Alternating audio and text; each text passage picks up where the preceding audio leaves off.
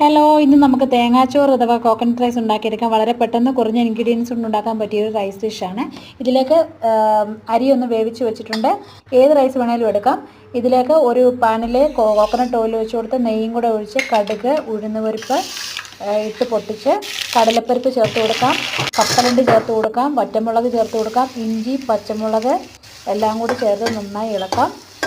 ആവശ്യത്തിന് ഉപ്പ് ചേർത്ത് കൊടുക്കാം. ഇതിലേക്ക് തേങ്ങ ഒരു 1/4 കപ്പ് മുതൽ ഇഷ്ടമനുസരിച്ച് ചേർക്കാം. ഉപ്പ് ചേർക്കാം, കായപ്പൊടി ചേർത്ത് കൊടുക്കാം, റൈസ് ചേർത്ത് കൊടുത്ത് നന്നായി ഒന്ന് ഇളക്കി ചൂടാക്കി ഒരു 5 മിനിറ്റ് ഒന്ന് ചൂടാക്കി എടുക്കാം. ഇനി ഇതിലേക്ക് നമുക്ക് കുറച്ച് മല്ലിയിലയും കൂടി ചേർത്ത് കൊടുക്കാം. മല്ലിയില ഉണ്ടെങ്കിൽ ചേർത്ത് കൊടുക്കാം, ഇല്ലെന്നുണ്ടെങ്കിൽ വേണ്ട.